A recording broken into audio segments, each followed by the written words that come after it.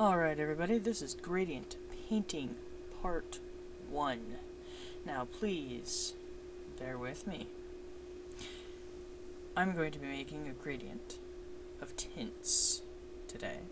I'm actually going to be starting out with white, and I'm going to add in glow and iridizer. Now, glow and iridizer, if you were to add those to a color, will actually lighten the color slightly. So, in order to avoid that, while I'm making my gradient, I'm adding it to the white base first.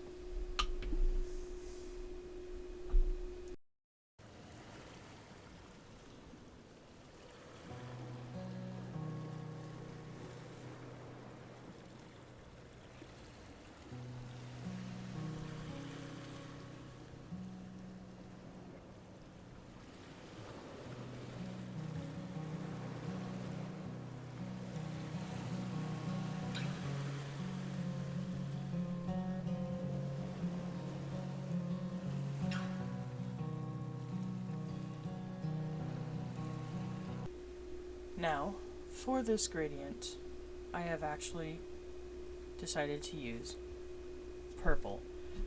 This is actually Folk Art. They're 2977 purple. Now, just to let you folks know, I'm not making any money off of this. I'm just telling you what I use because I like it. As for my iridizer, I use Liquitex, another good one. And for the glow, I just use the Americana Deco Art. No big deal. Now, as I will be going, I will be adding the purple slowly but surely to the resulting mix. This actually does use less paint than going the other way. If I were to add the white to the purple, I would end up using far more paint than you will actually see here. In this case, I'm using less because I started out with the white, and I'm slowly adding the color in, starting with one drop at a time as I make the squares, so that way you can see the changes in the gradient. Now when I'm doing my gradient painting and doing the gradient effects in my artwork and paints, I'm doing this same process, except I will actually put the paint on and then I will feather it into the previous layer, just so that way it's got that nice look to it. In this case, I am just setting it up in blocks, so that way you can see how things go. Again, at this very moment, I'm only doing one drop at a time.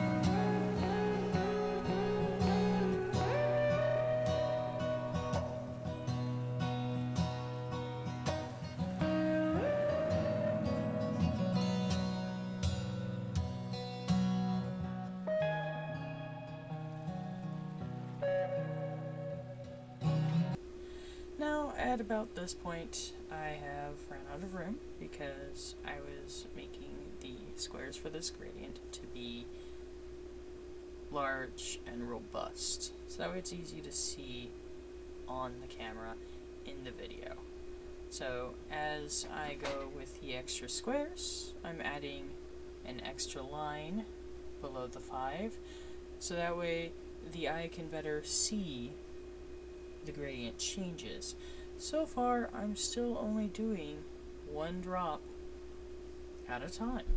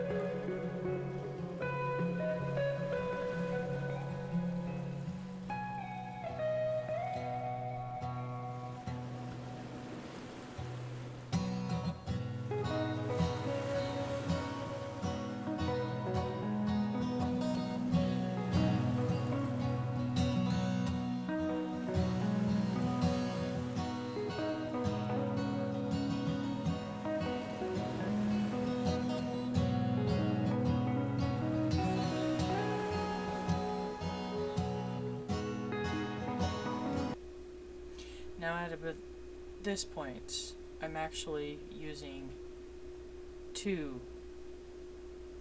for this, jumping from 9 to 11 to show a better jump because I am running out of room on my paper again. I wanted to make sure this was large and robust for folks to be able to see quite clearly. And I've got the lines going underneath, showing the gradient as well in comparison to the 5. And the hue is never gonna end up being back to its original color, not unless I use a heck of a lot of paint. And when painting, one does want to try and conserve paint because you don't want to be, having to throw it away or, wash it down the drain, do a lot.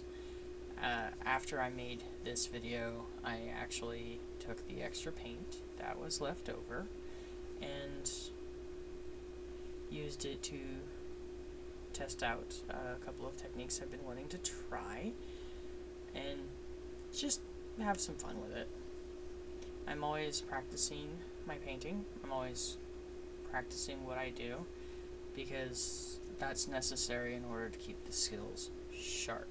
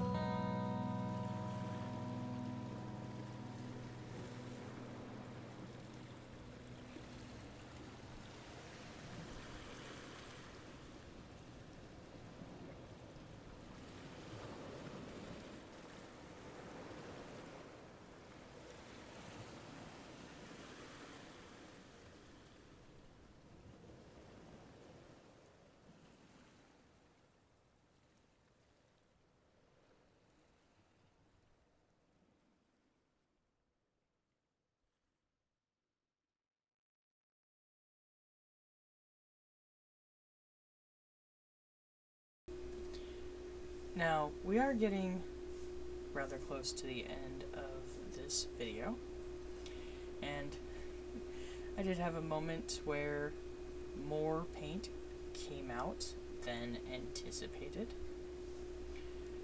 That's okay. I guessed it to be about 20 drops as a guess. So, here pretty quick, you are going to see close-up pictures of the gradient now that it is done. This is regular light. I don't have the big giant light up and running. Just to let you know,